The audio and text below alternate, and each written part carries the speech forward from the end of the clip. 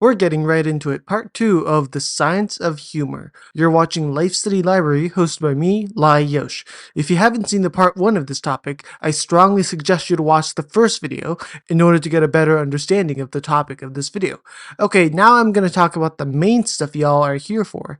This video, we're going to focus on what kind of humor style is effective in romantic relationships. And if you don't have this humor style right now, how can you develop this style? In this channel, you're going to be able to learn about these interesting and educational life-changing science and psychology, as I'll be talking about it using multiple scientific and scholarly studies to prove my point. If it interests you, then please enjoy the video and don't forget to like this video and subscribe to Life Study Library, as that'll be the greatest form of support I can get. And also important is that I need you to spread the word that this channel exists so that more people can be positively influenced by our channel. So if you can do any of that, it'll be such a wonderful support you can give me. Thank you for doing all that, and now let's get going with today's video. So if you've already watched the previous video, you probably already have a pretty good guess that when it comes to the romantic scene, and also in life in general, self-enhancing humor is your best option for becoming more attractive. This type of humor is very connected with what's known as playfulness. I don't remember if I talked about this concept in my previous video, so I'll just make another video talking specifically about the concept of playfulness and how you can use this as a gadget when handling social and romantic matters. Basically, it works a pretty similar way as how he describes self-enhancing humor. That's all I'll give you right now. But you should already know from my previous video's description of self-enhancing humor that having this humor type will make you more romantically and socially attractive. And now it begs the question, can you acquire this humor style from learning? I mean, I wouldn't be making this video if it wasn't possible. So that's what I'm going to be talking about. How to acquire self-enhancing humor style. Let's get right into it. So the big question, how can you acquire the skill of self-enhancing humor? And also important, how can you maintain that habit of doing this technique? Well, to give you a pretty obvious answer, you must practice this skill regularly and make it a habit. And you have to regularly practice self-enhancing humor in normal circumstances where nothing alerting is happening, so that you'll be able to do the same habit even in dire situations. But enough with that, let's talk about the actual technique to promote self-enhancing humor, which is called playfulness. Playfulness is essentially being able to find the funny in stressful or hard situation. Sound familiar?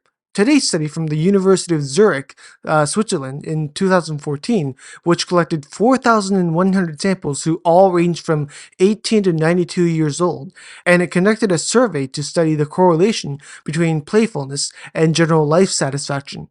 An example of playfulness is something like if you broke up with your romantic partner, and instead of bawling your eyes out and falling to the depths of despair, you tell yourself, okay, well, now that I don't have any strings attached, I can go hit the clubs and sleep with as many people as I want. I'm free! According to the study, this type of thinking, positively interpreting a negative situation with humor, can help you get out of a negative emotional situation. And I need to point out that this isn't the same with you simply thinking positively, because it involves a sense of humor that allows you to relax a little with your negative situation, rather than simply trying to convince yourself to feel positive. Also, unlike the typical example of positive thinking, you don't have to fully recover from the negative event.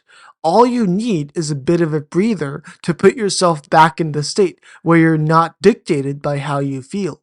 In fact, I would say you don't even have to feel positive, because all you're trying to do is simply putting yourself back in the rail of neutral emotional state, so you can resume taking calm and precise actions or decisions, and do not have to rely on emotional fuel. I don't know if it's just me, but the concept of playfulness reminded me of the character in the movie Life is Beautiful. So yeah, the studies showed that in most cases, playfulness has a positive correlation with life satisfaction, and acquiring playfulness led to an increase of life satisfaction throughout all age ranges. One thing the study emphasizes that this playfulness does not have to do with having a sense of humor. It may sound pretty confusing, but if you've watched my previous video, you would understand. I know not everyone is a clown like me, so I was anticipating you would wonder if having a sense of humor meant you had to say something witty and get a laugh or something.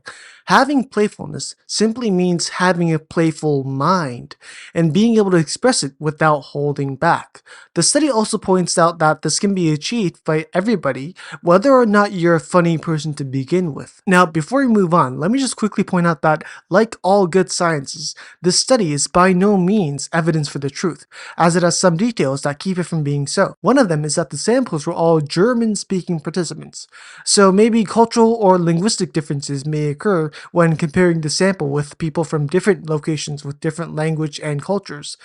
Another thing I need to mention has to do with the celebrity examples I talked about in the previous video, the Keanu Reeves examples.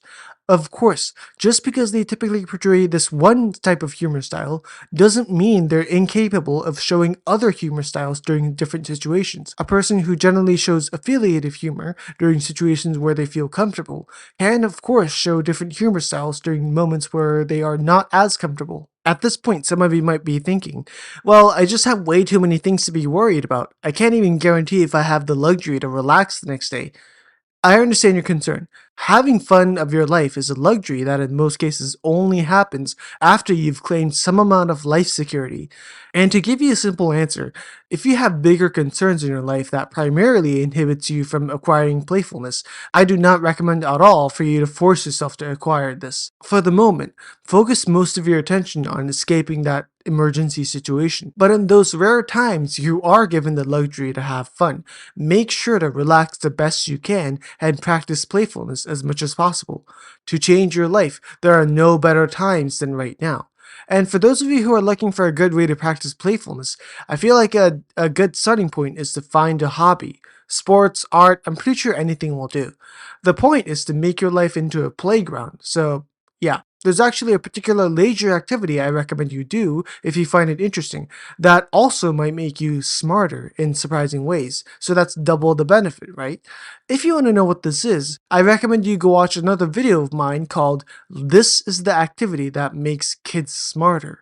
Even though the study is focused on kids, adults can totally implement the idea behind it to get similar results. And if that doesn't happen, adults can definitely get some other benefits from it. I strongly recommend you go check the video out for further details. At this point, I'll recommend some books that point out the idea to gamify your life so that you can increase the opportunity to practice playfulness.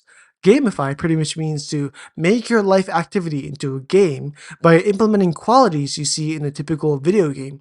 So things like small tokens or rewards you give yourself after finishing today's work, or dividing your activities into small chunks to resemble multiple stages you can clear, instead of looking at your day's workload as one big problem.